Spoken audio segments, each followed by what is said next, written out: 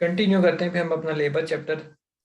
आगे जो टॉपिक है हमारा वो है बोनसेस। ठीक है, बोनसेस क्या होता है? बोनस जो है वो एक तरह का रिवॉर्ड होता है जो कि कंपनी अपने वर्कर्स को देती है। क्यों देती है? अगर तो वर्कर्स जो है कंपनी को बेनिफिट दें। बेनिफिट क्या हो सकता है?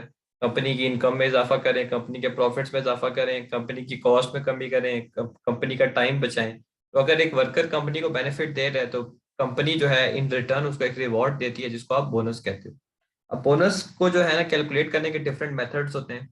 अब उन डिफरेंट मेथड्स पे हमने डिस्कशन कर रही है। सबसे पहले तो सैलरीड एम्प्लॉयज होते हैं, यानी कि वो एम्प्लॉयज उनको सैलरी मिलती है। उनको बोनस देने के लिए दो कैलकुलेशन मेथड्स इस्तेमाल होते हैं, दो बोनस स्कीम्स हैं। नंबर वन है फ्लैट रेट बोनस, जिसमें हर एम्प्लॉय को जो है ना सेम बोनस मिलता है। ठीक है, हर एम्प्लॉय को एक जैसा बोनस मिलता है, चाहे वो सीनियर हो चाहे वो जूनियर हो, बोनस की अमाउंट उनकी सेम होगी। उसके अलावा दूसरा है परसेंटेज बोनस।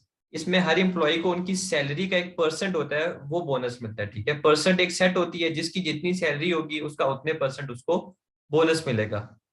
अब इसको एक एग्जांपल से डिस्कस करते हैं। फॉर एग्जांपल, एक कंपनी है, उसमें 10 एम्प्लॉयज हैं। एक मिस्टर ए एम्प्लॉय, उनकी सैलरी दी हुई है 5,000। एक मिस्टर बी है, उनकी सैलरी 3,000 दी हुई है।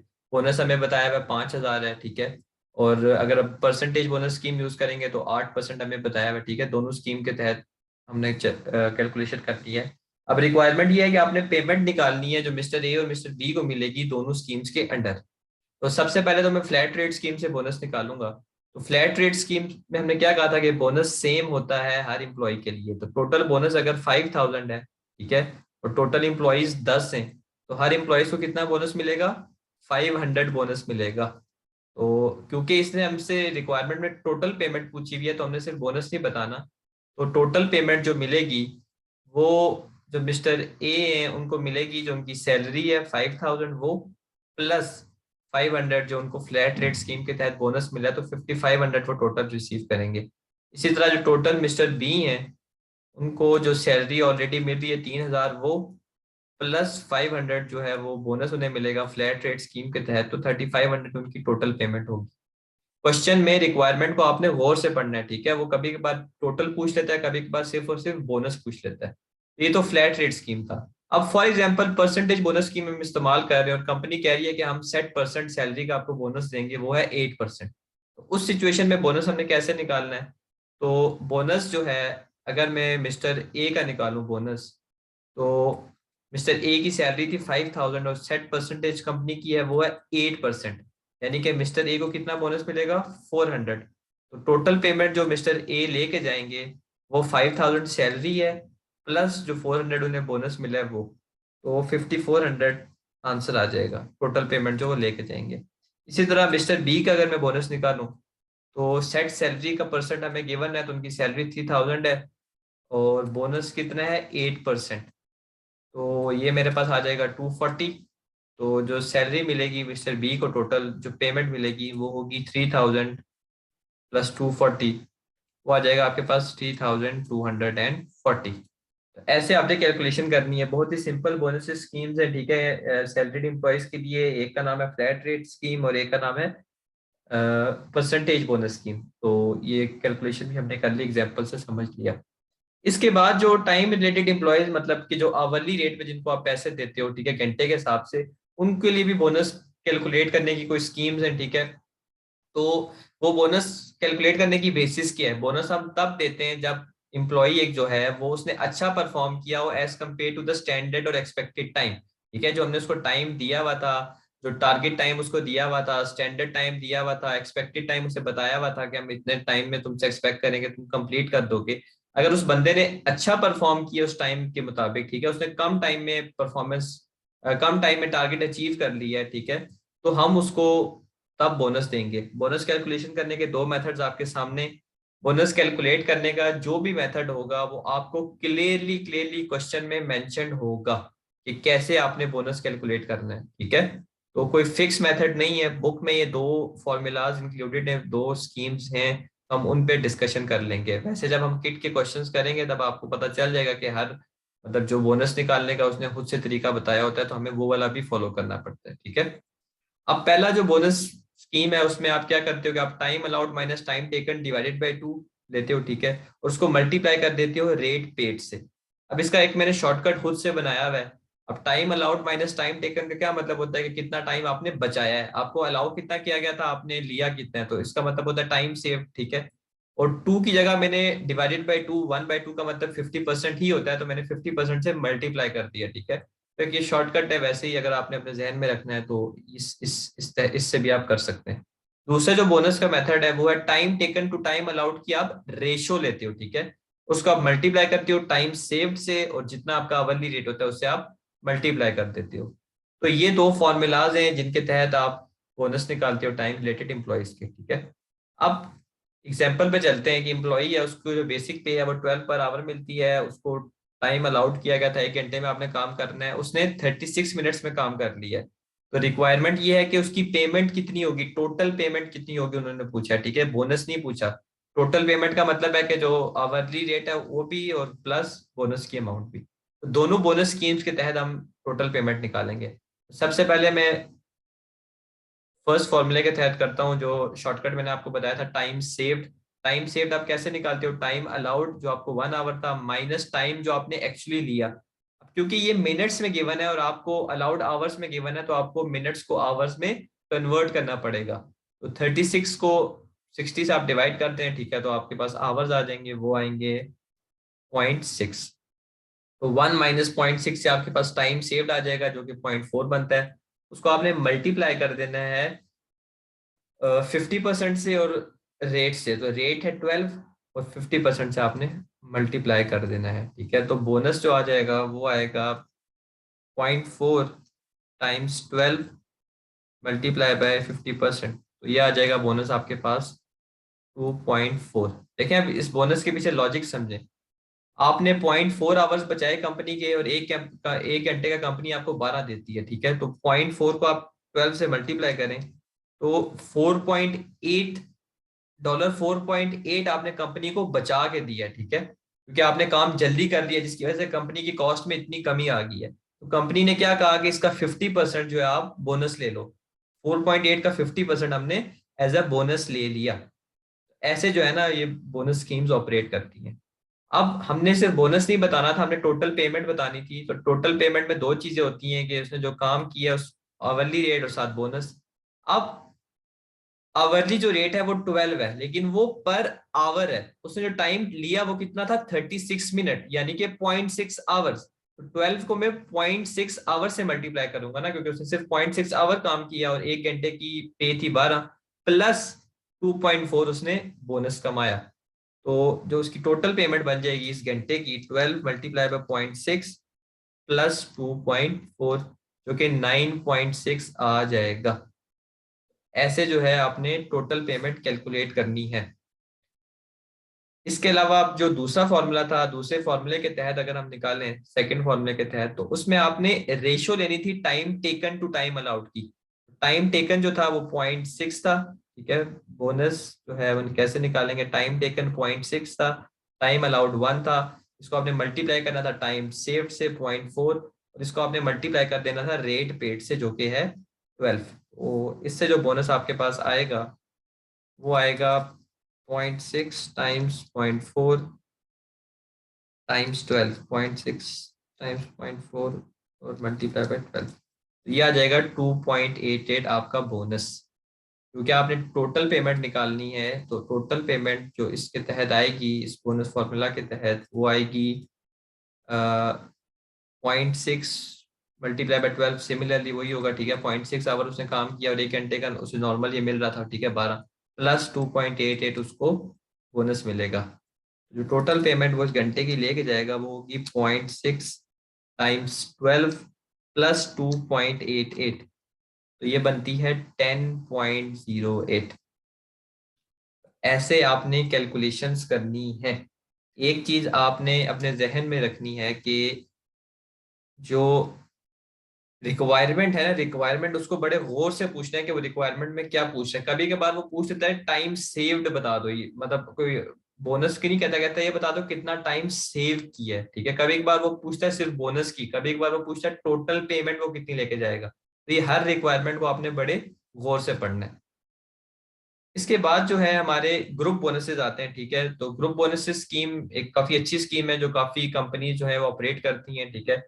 और जो बोनस मिलता है वो आपको एक बंदे की परफॉर्मेंस की वजह से नहीं मिलता, as a group group as a whole की परफॉर्मेंस के हिसाब से मिलता है, ठीक है। और फिर जो बोनस होता है उसको आप एक एग्रीड बेसिस पे जो आपको स्पेसिफाई की होंगी वो आप शेयर कर लेते हो। ग्रुप बोनस स्कीम को इस्तेमाल करने के बहुत फायदे हैं, ठीक है। ग्रुप लॉयल्टी आ जाती है, ठीक है। जो लोग जब आपस में काम करते हैं, ठीक है, जब उनको पता होता है कि यार हमारी जो परफॉर्मेंसेज है वो लिंक्ड है, हम सारे मिलके परफॉर्म करेंगे, तभी जो है ना हम बोनस कमा पाएंगे। तो एक दूसरे के साथ लॉयल्टी जो है ना वो डेवलप हो जाती है, रिलेशंस इंप्रूव हो जाते हैं, बंदा टाइम पे आता है, काम एफिशिएंटली करता है, छुट्टी नहीं करता, ठीक है। तो ये एक बड़ा बेनिफिट होता है जब बंदे को पता होता है कि यार मैंने एज अ ग्रुप काम करना है तभी रिजल्ट्स आएंगे वरना नहीं आएंगे। फिर लास्ट पॉइंट में लिखा हुआ है रिजल्ट्स इन साइनर्जी। साइनर्जी का मतलब होता है कि एक बंदा जो है वो काम करता है, तो फॉर एग्जांपल एक बंदा 1 घंटे में 2 यूनिट्स 3 यूनिट्स बना रहा है, लेकिन जब वो 2 बंदे होंगे तो वो हो सकता है 7 यूनिट्स बनाए, 8 यूनिट्स बनाए। तो इसको साइनर्जी कहते हैं कि जब लोग आपस में मिल जाते हैं तो प्रोडक्शन में इंक्रीज आ जाती है, ठीक है। तो एक ये भी बेनिफिट है। फिर कंपनी के लिए बेनिफिट ये है कि इजियर सिस्टम टू ऑपरेट और कंट्रोल। कंपनी को पता है कि हमने इनको एक स्कीम बता दी है, इनको कंपनी को पता है कि एज अ ग्रुप ये काम करेंगे तो बेनिफिट होगा, ठीक है। तो कंपनी के लिए जो है ना थोड़ा कंट्रोल में आसानी हो जाती है, ज्यादा मॉनिटरिंग करने की जरूरत नहीं है, ज्यादा सुपरविजन करने की उस तरह जरूरत नहीं होती, क्योंकि जाहिर सी बात है जब सारे मिलके काम करेंगे अच्छी परफॉर्मेंस होगी तभी बोनस मिलेगा। तो कंपनी के पॉइंट ऑफ व्यू से भी एक आसान सिस्टम होता है इस ग्रुप बोनस स्कीम का। अब ग्रुप बोनस स्कीम का हम एक फॉर्मूला करते हैं, आपकी बुक में शामिल है, ठीक है। एक क्वेश्चन करते हैं, सॉरी, आपकी बुक में शामिल है। अगेन जो है ना कोई फॉर्मूलाज ये फिक्स्ड नहीं है, ठीक है, ये बुक में जस्ट आपको मेंशन किए हुए हैं, ये आपको पता होने जरूरी है। इसके अलावा भी वो आपको कोई और फॉर्मूले के तहत बोनस निकालने की कह सकता है, ठीक है। आपने इसीलिए एग्जाम की रिक्वायरमेंट को गौर से पढ़ना है। दो रिक्वायरमेंट्स इस क्वेश्चन में हमारी, नंबर वन ये है कि बोनस पर आवर की कैलकुलेशन करनी है, ठीक है। कि बोनस पर आवर क्या है और टोटल बोनस क्या होगा जो ग्रुप मेंबर्स के दरमियान हम स्प्लिट करेंगे। और इसके अलावा एक ग्रुप का बंदा है जोन्स, उसने 42 आवर्स काम किया है और उसको 8 पर आवर बेसिक रेट मिल रहा था, ठीक है। तो उसकी टोटल पे क्या होगी, टोटल पे क्या होगी। तो अब हम रिक्वायरमेंट वन पे चलते हैं, पहले रिक्वायरमेंट ए पे। क्वेश्चन को पढ़ते हैं। 10 एम्प्लॉइज हैं, ग्रुप में काम करते हैं। Standard output for the group is 200 units per hour, ठीक है। स्टैंडर्ड के मुताबिक, टारगेट के मुताबिक हमें बताया गया है कि आपने 200 यूनिट्स 1 घंटे में बनाने हैं। 200 यूनिट्स 1 घंटे में आपने बनाने हैं, तो ये हमारे पास स्टैंडर्ड आ गया। अब bonus and when this is exceeded, जब आप जाहिर सी बात है स्टैंडर्ड से ज्यादा अच्छा परफॉर्म करते हो, आप ज्यादा यूनिट्स बनाओगे तो आपको बोनस मिलेगा in addition to hourly wage. जो आपको आवरली वेज मिल रही है ना, आवरली वेज, उसके अलावा आपको एक बोनस मिलेगा, ठीक है। अब वो बोनस उन्होंने बताया हुआ है कि कैसे निकालना है। उन्होंने बताया हुआ है कि जो बोनस की परसेंटेज है ना वो आपने इस फॉर्मूले के तहत कैलकुलेट करनी है। वो फॉर्मूला क्या है, 50% multiply by access units divided by standard units. Standard units का मतलब ये है कि हमें टारगेटेड या अलाउड कितने किए गए थे और हमने एक्सेस कितने बनाए, ठीक है। एक्सेस का मतलब है फालतू कितने बनाए, ठीक है, एक्स्ट्रा कितने बनाए अपने टारगेट के मुकाबले में, उससे डिवाइड करना है, मल्टीप्लाई बाय 50% करना है, ठीक है। जो परसेंटेज आएगी, उसने कहा है कि each employee in this group is then paid as a bonus this percentage. जो परसेंटेज आप कैलकुलेट करेंगे इस फॉर्मूले के साथ, उस परसेंटेज को आपने आवरली वेज रेट ऑफ 10 से मल्टीप्लाई करना है, ठीक है। No matter what the individual's hourly wage rate is, ये मैटर नहीं करता कि एक एम्प्लॉय को आप सेपरेटली कितना वेट मतलब कितना आवरली रेट दे रहे हैं, ठीक है, क्योंकि आप ग्रुप है ना, हर किसी को आवरली रेट तो डिफरेंट मिलेगा ना। लेकिन जो बोनस है ना वो बोनस आपने इस $10 के हिसाब से निकालना है। इस फॉर्मूले को यूज करते हुए आपने परसेंटेज कैलकुलेट करनी है और उस परसेंटेज को आपने मल्टीप्लाई करना है 10 से, तो आपके पास बोनस पर आवर आ जाएगा। अब स्टार्ट करते हैं।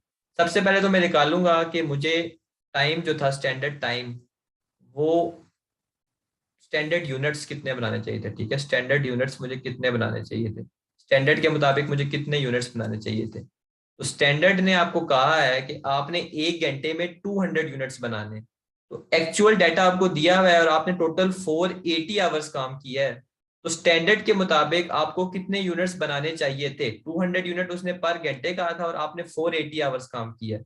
इसको जब मैं मल्टीप्लाई करूंगा तो मेरे पास आ जाएगा 96,000 यूनिट्स। स्टैंडर्ड के मुताबिक आपने जो 480 घंटे काम किए हैं, आपको 96,000 यूनिट्स बनाने चाहिए थे। और जो आपने एक्चुअल प्रोडक्शन की है वो आपने कितनी की है? एक्चुअल प्रोडक्शन आपने 120,000 की है, गिवन है क्वेश्चन में। एक्चुअल प्रोडक्शन आपने 120,000 यूनिट्स की है। तो अब मैं बोनस निकालता हूँ। बोनस परसेंटेज मैंने निकालनी है पहले, ठीक है। तो परसेंटेज निकालने का फॉर्मूला क्या था? उसने बताया वह 50% मल्टीप्लाई बाय एक्सेस यूनिट्स। उसने एक्सेस पूछा हुआ है, एक्स्ट्रा। तो स्टैंडर्ड के मुताबिक 96,000 बनाने चाहिए थे, आपने 120 बनाए, तो आपने 24,000 एक्स्ट्रा बनाए। तो 24,000 डिवाइडेड बाय 96,000, इससे मैं निकालता हूँ आंसर। तो ये मेरे पास आ जाएगा 24,000 डिवाइड बाय 96,000 टाइम्स 50%। तो ये आ जाएगा 1.25%। 1.25% आ जाएगा, ठीक है। या फिर कैलकुलेटर में आपके, क्योंकि वो परसेंट में अगर ना हो तो ऐसे शो हो जाएगा 0.0125, ठीक है, एक ही बात है। मल्टीप्लाई बाय 100 करेंगे तो परसेंट में आ जाएगा। 1.2% मेरे पास बोनस की परसेंटेज आ गई है। अब बोनस कैसे मिलता है? इस परसेंटेज को आपने मल्टीप्लाई करना है आवरली वेज रेट ऑफ 10 से। तो बोनस जो है पर आवर अगर मैं निकालूं तो मेरा आ जाएगा 1.25% मल्टीप्लाई बाय 10। तो ये बन जाएगा $1.25। तो ये है बोनस $1.25 पर आवर। तो ये हमारी रिक्वायरमेंट थी। रिक्वायरमेंट ए की पहली चीज थी कि हमने ये बोनस निकालना था। दूसरी चीज क्या थी कि टोटल बोनस कितना होगा। तो पर आवर बोनस आपको 1.25 मिला है। तो टोटल बोनस जो है, आप 1.25 को जितने आपने टोटल आवर्स काम किया है 480 गिवन है, उससे आप मल्टीप्लाई कर देंगे।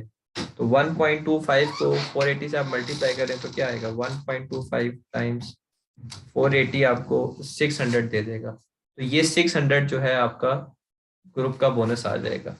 तो रिक्वायरमेंट ए में हमने दो चीजें बतानी थी, बोनस पर आवर वो भी हमने निकाल लिया, दूसरी चीज थी कि टोटल बोनस क्या होगा वो भी हमने निकाल लिया।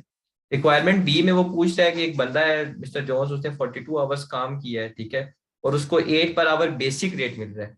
तो टोटल पे उसकी क्या होगी? तो टोटल पे में आपको पता है दो चीजें शामिल होंगी। एक तो उसको जो बेसिक पे मिल रही है, वो बेसिक पे उसको मिल रही है 8 पर आवर मल्टीप्लाई बाय, क्योंकि उसने 42 आवर्स काम किया है, तो 42 टाइम्स 8 जो है वो आपके पास आ जाएगा 336, प्लस बोनस जो भी हमने निकाला है वो भी उसको मिलेगा, ठीक है। तो बोनस जो है वो 1.25 पर आवर था और इस बंदे ने 42 आवर्स काम किया है। तो 1.25 टाइम्स 42 से आपके पास 52.5 आ जाएगा। तो टोटल जो पे इसको मिलेगी वो मिलेगी 336 प्लस 52.5, 388.5। तो ये इसकी टोटल पे आ गई। ये जो 10 आपको दिया हुआ है ये बोनस कैलकुलेशन के लिए दिया हुआ है, ठीक है। इंडिविजुअल जो बेसिक रेट है वो डिफरेंट हो सकता है, क्यों? क्योंकि डिफरेंट इंप्लॉइज काम करते हैं, ठीक है। आप ग्रुप में काम कर रहे हैं ना, हर इंप्लॉय की जो नॉर्मल पे है वो तो अलहदा होगी ना, जो नॉर्मल बेसिक पे उसको मिलती है। ये तो बोनस की कैलकुलेशन के पर्पज के लिए उसने आपको 10 बताया हुआ है कि नो मैटर के इंडिविजुअल आवरली वेज रेट क्या है, लेकिन बोनस कैलकुलेट करने के लिए आपने ये वाली लेनी है। तो देखें, ये आपको बोनस कैलकुलेशन का मेथड उसने क्वेश्चन में दिया हुआ था। आपने उस क्वेश्चन को बस फॉलो करना है। आपने स्टैंडर्ड देखना है कि स्टैंडर्ड क्या था, टारगेट क्या था, एक्सपेक्टेड चीज क्या थी, और आपने एक्चुअली उसके हिसाब से कैसे परफॉर्म किया। बाकी जो भी बोनस का फॉर्मूला आपको दिया होगा उसके तहत आपने बोनस निकाल लेना है। तो ये हमारा ग्रुप बोनस स्कीम का था। अब हमने जो रेम्यूनरेशन मेथड्स पढ़े, रेम्यूनरेशन यानी कि पेमेंट मेथड्स पढ़े थे डिफरेंट, पीस वर्क सिस्टम भी हमने पढ़ा था, ठीक है, उसी की। और उनके कॉस्ट बिहेवियर, जो पीस वर्क सिस्टम हमने पढ़े हैं उनके कॉस्ट बिहेवियर को हम डिस्कस करेंगे, ठीक है। डिफरेंट पेमेंट मेथड हमने पढ़े। सबसे पहले तो हमने पढ़ा था सैलरी, ठीक है। सैलरी जो है आपको पता है सैलरी क्या होती है? फिक्स्ड कॉस्ट होती है, क्योंकि आपकी वो फिक्स होती है। इसी तरह उसके बाद हमने क्या पढ़ा था? हमने पढ़ा था piece work system, straight piece work, ठीक है। Straight piece work system, straight piece work system जो है वो क्या होती है? वेरिएबल कॉस्ट होती है ना। 1 यूनिट का $5, 2 यूनिट का $10, 3 यूनिट का $15, तो ये वेरिएबल कॉस्ट होगी। और अब आपको पता होना चाहिए कि इसका ग्राफ अगर मैं बनाऊं वेरिएबल कॉस्ट का तो वो कैसे बनेगा? ऐसे बनेगा। और अगर मैं पर यूनिट निकालूं तो वो स्ट्रेट लाइन होगा, ये वेरिएबल कॉस्ट पर यूनिट है और ये टोटल वेरिएबल कॉस्ट है। देखे ना, 1 यूनिट आप बनाएंगे आपको $5 मिलेगा, 1 यूनिट पे आपको $5 मिलेगा, 2 यूनिट पे आपको $10 मिलेंगे, 3 यूनिट पे आपको 15 मिलेंगे। यही था ना स्ट्रेट पीस पर। और पर यूनिट सेम रहेगा, पर यूनिट 5 मिल रहा है। इसी तरह आपके पास फिर आया था differential piece work. Differential piece work जो है ना, आपकी एक तरह से आपकी स्टेप कॉस्ट जो है ना, स्टेप फिक्स कॉस्ट होगी। ठीक है, स्टेप फिक्स कॉस्ट क्यों होगी? क्योंकि देखें, आपको ये यूनिट्स थे, अब फॉर एग्जांपल ये 50 यूनिट्स है, 50 यूनिट तक आपको एक रेट मिल रहा था। उसके बाद जैसे ही वो यूनिट एक्सीड हुआ तो आपकी रेट में स्टेप अप आ गया, अब आपको नया रेट मिल रहा है आपको नेक्स्ट 50 यानी कि 100 यूनिट्स तक। फिर अगेन इस तरह 100 के बाद आपको मजीद कोई नया रेट मिल रहा है। तो ये एक स्टेप फिक्स कॉस्ट को रिप्रेजेंट करता है। और उसके अलावा जो लास्ट में था पीस वर्क विद गारंटी था। ठीक है, पीस वर्क विद गारंटी, वो जो कॉस्ट बिहेवियर शो करता है वो सेमी वेरिएबल कॉस्ट पे शो करता है। सेमी वेरिएबल कॉस्ट का एक गारंटीड अमाउंट होती है, वो फिक्स होती है। ठीक है, वो आपने दे पे करनी होती है, उसके अबव जो है ना आपको जो भी अमाउंट है वो देनी पड़ती है। तो ये जो गारंटीड अमाउंट होती है ये फिक्स होती है। ठीक है, यहाँ तक तो हर किसी को मिलेगी मिलेगी, और अगर इससे ज्यादा बन रही है तो फिर ये ज्यादा भी हो सकती है। ऐसे जो है ना different payment methods different cost behaviours show करते हैं और आपको इसके बारे में पता होना चाहिए। इसके बाद जो हमारा नेक्स्ट टॉपिक है वो है पेरोल का। ठीक है, पेरोल डिपार्टमेंट जो एक ऑर्गेनाइजेशन में होता है, उसका काम क्या होता है? उसका काम होता है कि payment of wages, calculation of wages. ठीक है, वो पेरोल डिपार्टमेंट का काम होता है। अब वेजेस जो है वो कैसे कैलकुलेट होती हैं, ठीक है, अब उनके बारे में हम डिस्कस करेंगे। सबसे पहले तो होती है ग्रॉस पे। ठीक है, ग्रॉस पे का मतलब होता है वो पे जो कि एक एम्प्लॉय ने, एक लेबर ने कमाई है, जितनी भी टोटल तनख्वाह उसने कमाई है ना, बोनस बोनस वगैरह मिला के, जो ओवर टाइम अगर उसने किया, ओवर टाइम का प्रीमियम था, जितनी भी तनख्वाह उसने कमाई है ना मिलके, उस सारी तनख्वाह को आप कहते हो ग्रॉस पे। ठीक है, लेकिन इस तनख्वाह में से कुछ चीजें डिडक्ट होती हैं। ठीक है, ये सारी की सारी तनख्वाह एम्प्लॉय के हाथ में या बैंक अकाउंट में ट्रांसफर नहीं होती, कुछ चीजें डिडक्ट होती हैं। वो क्या चीजें होती हैं? सबसे पहले इनकम टैक्स। ठीक है, जो उसने टैक्स पे करना होता है वो डिडक्ट होता है। उसके बाद employee benefit contribution. Benefit contribution UK में एक तरह की इंश्योरेंस कॉन्ट्रीब्यूशन होती हैं कि आपने मतलब अपने बेनिफिट के लिए, इन फ्यूचर के लिए आप वो चीजें अभी से सैलरी में कंट्रीब्यूट करते हो, ताकि जब आप रिटायर होते हो तो ठीक है वो कॉन्ट्रीब्यूशन आपके पास मौजूद हो, आपके आफ्टर जो आपकी लाइफ आफ्टर जॉब है वो सिक्योर हो।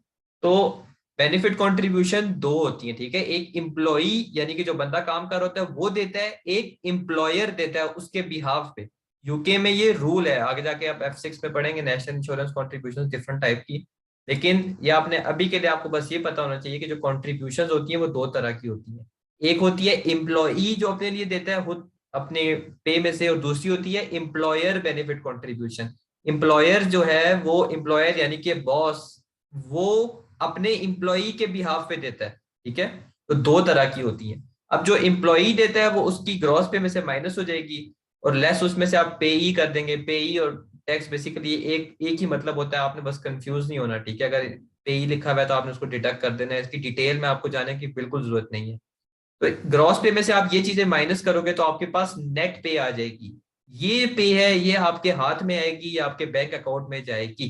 तो जो एम्प्लॉय को पेमेंट मिलती है वो नेट पे कराती है, और जितनी वो टोटल कमाते हैं वो ग्रॉस पे कहलाती है। ठीक है, तो ये डिफरेंस है ग्रॉस पे और नेट पे में। अब क्वेश्चन में वो आपको हो सकता है नेट पे दे दे, आपको वर्किंग बैकवर्ड करनी पड़े, ग्रॉस पे निकालनी पड़े। ठीक है, यानी कि जो आपने नेट पे में से चीजें डिडक्ट की हैं आपको दोबारा ऐड बैक करके ग्रॉस पे में जाना पड़ेगा। ठीक है, सिंपल आपने अपना कॉन्सेप्ट यूज करना है, मैथमेटिकल सी चीज है। जैसे ग्रॉस पे जो है, आपने अगर फॉर एग्जांपल वो आपको नेट पे दे दे और आपसे क्या ग्रॉस पे निकालनी है, तो आपने नेट पे में एम्प्लॉई बेनिफिट कॉन्ट्रीब्यूशन जो है, एम्प्लॉई बेनिफिट कॉन्ट्रीब्यूशन आपने ऐड करना है। फिर उसके बाद आपने इनकम टैक्स वगैरह और पे ही दोबारा ऐड बैक कर देना है। तो आप जो है अपनी क्रॉस पे में आ जाओगे। तो वर्किंग बैकवर्ड्स करनी है, सिंपल सी बात है। इसके बाद दूसरा जो फॉर्मूला इसमें है वो है लेबर कॉस्ट या कॉस्ट टू एम्प्लॉयर के। एक एम्प्लॉयर को आपको रखने की क्या कॉस्ट बेयर करनी पड़ती है। ठीक है, एडमिनिस्ट्रेटिव कॉस्ट भी से कहते हैं, एडमिनिस्ट्रेटिव लेबर कॉस्ट।